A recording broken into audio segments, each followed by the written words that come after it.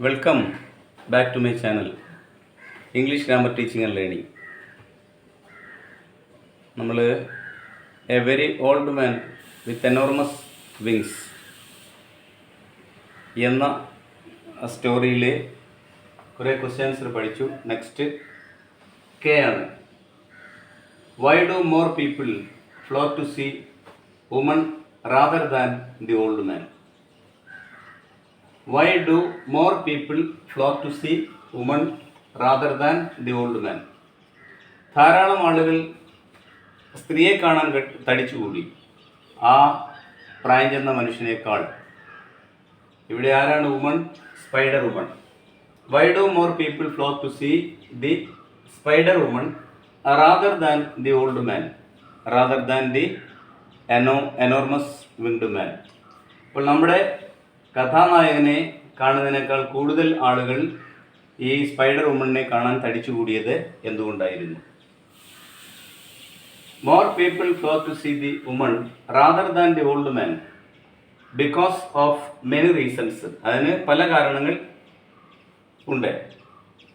First one is the lower cost and interaction. ഒന്നാമത്തത് lower cost, അതിന് വരുന്ന ചിലവ് കുറവായിരുന്നു. We know the couple decided to earn 5 cents per person to see the old man. Old മാനെ കാണാൻ വേണ്ടി couple എത്രയാണ് തീരുമാനിച്ചിരുന്നത്? 5 സെൻറ്റ്. ഒരാൾക്ക് 5 സെൻറ്റാണ് തീരുമാനിച്ചിരുന്നത്. എന്നാൽ ഇവിടെ അതിനേക്കാൾ കുറവായിരുന്നു ഈ സ്പൈഡർ വുമണിനെ കാണാനുള്ള കോസ്റ്റ്. അതാണ് ഒരു reason. One is lower cost and interaction. അതുപോലെ ആളുകൾക്ക് people can interact with this spider woman more than that of our old man. നമ്മളുടെ ഓൾഡ് മാൻ ഒന്നും പറയില്ല, അദ്ദേഹം സൈലൻ്റ് ആണ്. അതുപോലെ തന്നെ എനിഗ്മാറ്റിക് ആണ്, പേഷ്യൻ്റ് ആണ്. അപ്പോൾ ക്ഷമയും എന്ത് ചെയ്താലും അനങ്ങാതിരിക്കുന്ന മനുഷ്യൻ. അപ്പോൾ ഇൻറ്ററാക്ഷൻ്റെ കാര്യത്തിലും കോസ്റ്റിൻ്റെ കാര്യത്തിലും എന്തായിരുന്നു ആളുകൾക്ക് താല്പര്യം? ഈ രണ്ട് കാര്യങ്ങളും അവിടെ നടക്കും. The admission fee to see the spider woman was less than that of the old man. ഇതിൻ്റെ എക്സ്പ്ലനേഷൻ ആണ് അടുത്ത സെൻറ്റൻസിൽ പറയുന്നത്. The admission fee to see the spider woman was less than that of the old man. ഓൾഡ് മാനെ കാണുന്നതിനേക്കാളും fees spider വുമണിനെ കാണുന്നതിന് കുറവായിരുന്നു എന്ന കാരണം. Secondly, people were permitted to ask her all manner of questions. ഏത് തരത്തിലുള്ള ചോദ്യത്തിനും മറുപടി പറയുവാൻ ഈ സ്ത്രീ തയ്യാറായിരുന്നു, അല്ലെങ്കിൽ സ്പൈഡർ വുമൺ തയ്യാറായിരുന്നു. Old man was patient, silent and enigmatic. ഇതായിരുന്നു, അയാളൊരു നിഗൂഢമായ വസ്തുവായിരുന്നു, നിശബ്ദനായിരുന്നു, ക്ഷമയുള്ളവനായിരുന്നു. ഇതൊക്കെ കൊണ്ടാണ് ആളുകൾ തടിച്ചുകൂടിയത്. ആരെ കാണാൻ വേണ്ടി? സ്പൈഡർ വുമണിനെ കാണാൻ വേണ്ടി. ആരേക്കാൾ? നമ്മളുടെ ഓൾഡ് മാനെ കാണാൻ അതിനേക്കാൾ താല്പര്യം പുലർത്തിയത്. നെക്സ്റ്റ്, അടുത്ത question. Why is the doctor surprised by the logic of the wings?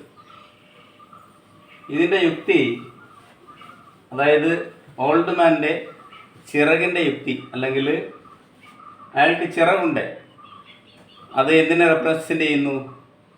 യഥാർത്ഥത്തിൽ അത് ഒരു സ്പിരിച്വാലിറ്റിയെ റെപ്രസെൻ്റ് ചെയ്യുന്നു, അല്ലെങ്കിൽ സൂപ്പർ നാച്ചുറൽ പവറിനെ റെപ്രസെൻ്റ് ചെയ്യുന്നു. അതിൻ്റെ ലോജിക്ക് ബോഡി, ഹ്യൂമൻ ബോഡി. അപ്പോൾ ഇതിൻ്റെ ലോജിക്ക് എന്താണ്? ഹ്യൂമൻ ബോഡിയിൽ ആ അനാട്ടമിയും ഈ വിങ്സും തമ്മിൽ എങ്ങനെയാണ് ഇൻ്റഗ്രേറ്റഡ് ആയിട്ടുള്ളത്? അത് അങ്ങനെയുള്ള ഒരു ജീവി മനുഷ്യലോകത്തിൽ ഇല്ലല്ലോ എന്നിങ്ങനെ ചിന്തിക്കുന്നു. Why is the doctor surprised by the logic of the wings? The doctor is surprised by the logic of the wings because they challenge his understanding of his anatomy and logic. ലോജിക്കും അനാട്ടമിയും തമ്മിൽ എങ്ങനെയാണ് integrated ആവുന്നത് എന്ന് ചിന്തിക്കുന്നു. He observes that the wings seems so natural and integrated into the old man's body. ആ പ്രായം ചെന്ന മനുഷ്യൻ്റെ ശരീരത്തോടെ ഒരു ചിറക് ഇത് തമ്മിൽ എങ്ങനെയാണ് ഒന്നിച്ചു ചേരുന്നത്? that he wonders why other humans don't have them. എന്നാൽ മറ്റുള്ളവർക്ക് ഇങ്ങനെ ഒരു പ്രത്യേകതയില്ല. ഹ്യൂമൻ ബോഡിയിൽ ചിറക് നമ്മൾ കാണുന്നില്ല. അങ്ങനെ ഹ്യൂമൻ ബോഡിയിൽ ചിറക് വെച്ച ഒരാളെയാണ് ഡോക്ടർ കാണുന്നത്. അതിൽ അയാൾ അത്ഭുതപ്പെടുന്നു, അതിശയപ്പെടുന്നു. അതിൽ അതിശയപ്പെടാൻ ഒന്നുമില്ല. The doctor is surprised by the logic of the wings because they challenge his understanding of his anatomy and logic. ലോജിക്കും അനാട്ടമിയും തമ്മിൽ എങ്ങനെയാണ്, അല്ലെങ്കിൽ ചിറകും ശരീരവും തമ്മിൽ എങ്ങനെയാണ് യോജിക്കുന്നത് എന്നുള്ള അത് മനസ്സിലാക്കാനുള്ളൊരു വെല്ലുവിളിയാണ് അദ്ദേഹം നേരിട്ടത്. He observes that the wings seems so natural. ചിറകുകളാണെങ്കിലോ നാച്ചുറൽ ആണ്, ഫങ്ഷണൽ ആണ്, and integrated into the old man's body, that he wonders why other humans don't have them.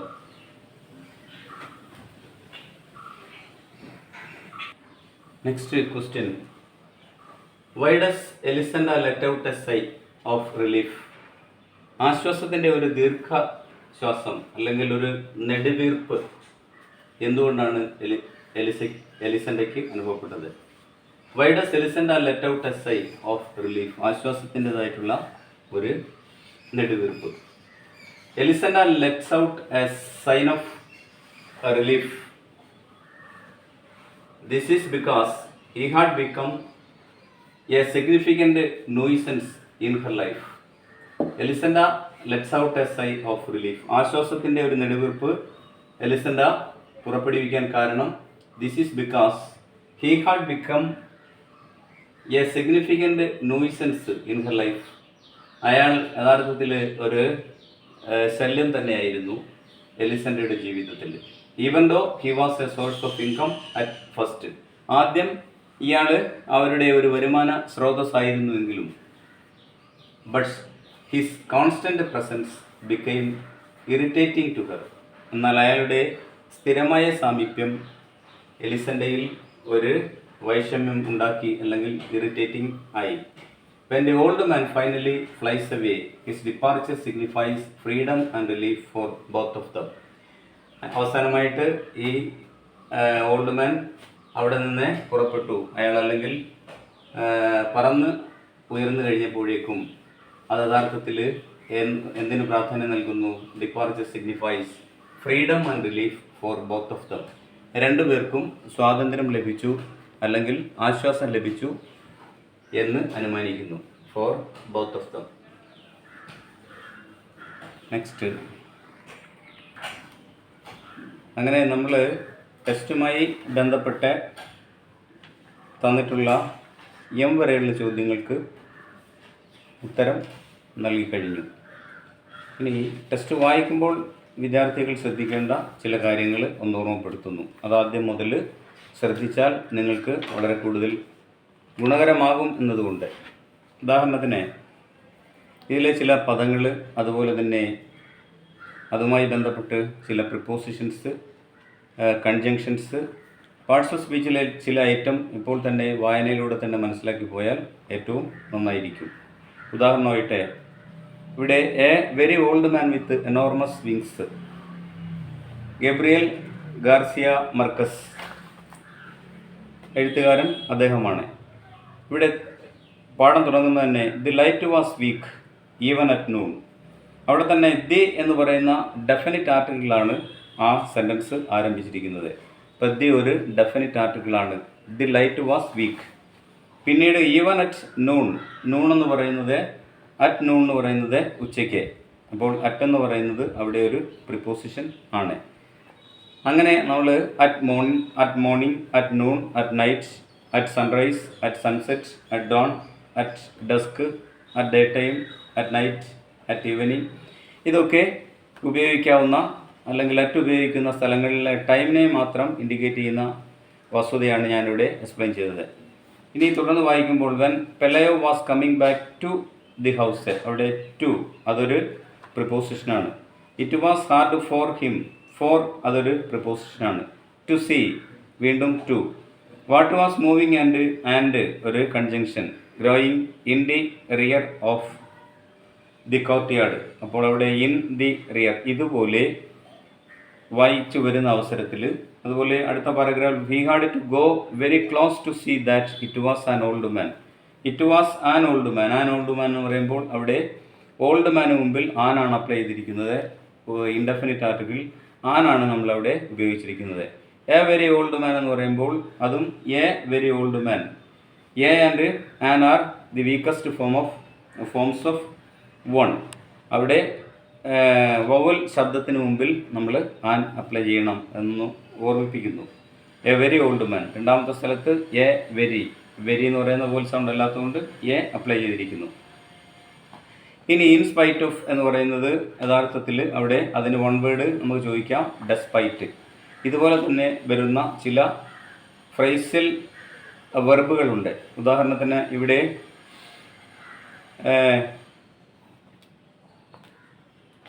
Give up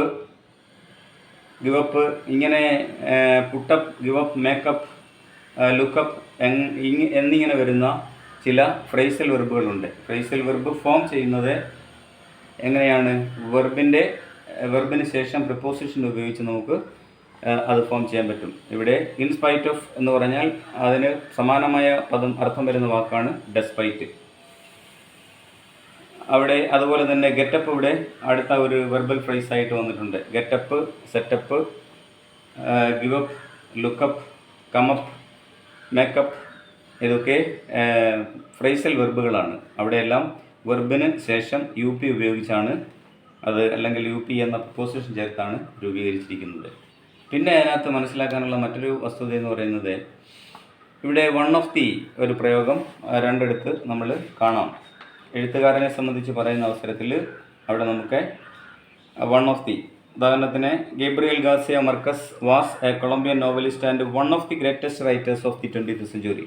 one of the അത് ഒരു grammatical ആയിട്ടുള്ള ഒരു sense ആണ്. One of ദിക്ക് ശേഷം നമ്മൾ പ്ലൂറൽ നൗൺ ഉപയോഗിക്കുക, സിംഗുലർ വെർബും ഉപയോഗിക്കുക. അതേ പാരഗ്രാഫിൽ തന്നെ he is one of the best non Latin American writers of our time.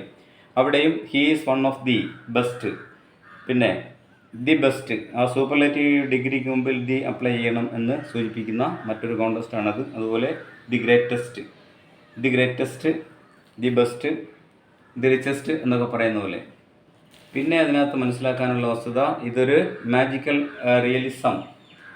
What is magical realism എന്നുകൂടി ഒന്ന് മനസ്സിലാക്കാം. അതിൻ്റെ ഒരു വെളിച്ചത്തിലാണ് നമ്മളുടെ ഈ ഷോർട്ട് സ്റ്റോറി അല്ലെങ്കിൽ തന്നെയും ഗേബ്രിയൽ ഗാർസിയ മാർക്കസിൻ്റെ മിക്കവാറും കൃതികൾ അദ്ദേഹം ഇതിന് പ്രാധാന്യം കൊടുത്ത് രചിച്ചിട്ടുള്ളതാണ് മാജിക്കൽ റിയലിസം. ഇവിടെ മാജിക് ഉണ്ട്, റിയലിസം ഉണ്ട് എന്ന് പറഞ്ഞാൽ മിത്തും ഉണ്ട്, റിയാലിറ്റിയും ഉണ്ട്. അതാണ് ഇതിന് രണ്ടിനെയും ഇടയിൽ അതിൻ്റെ നല്ല വശങ്ങളെ മാത്രം ചേർക്കുകയും അല്ലാത്തവയെ ഡിലീറ്റ് ചെയ്യുകയും ചെയ്തുകൊണ്ട്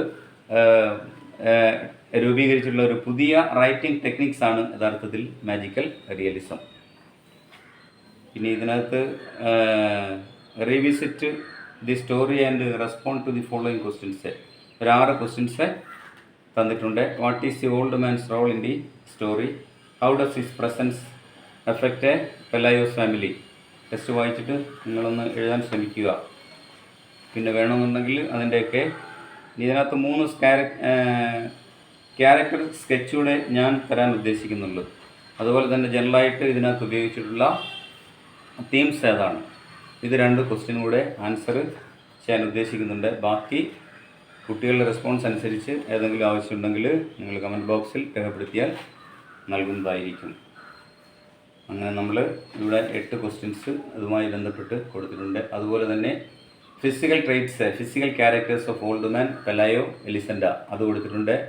പേഴ്സണാലിറ്റി ട്രേറ്റ്സ് ഉണ്ട് ഈ 3 പേരുടെയും. അതുപോലെ സിഗ്നിഫിക്കൻസ് ഇൻ ദി സ്റ്റോറി, ഈ സ്റ്റോറിയിലെ പ്രാധാന്യത്തെക്കുറിച്ചും ഓരോരുത്തരുടെയും പ്രാധാന്യം എന്തിനെ റെപ്രസെൻ്റ് ചെയ്യുന്നു എന്നുള്ളത് ഫില്ലപ്പ് ചെയ്യാൻ തന്നിട്ടുണ്ട്. സ്വയം ഒന്ന് ഫില്ലപ്പ് ചെയ്യുക. അതിനുശേഷം നമുക്ക് അതിൻ്റെ ആൻസർ കറക്റ്റ് ചെയ്യാം. Okay, thank you so much. Please subscribe, share and support me.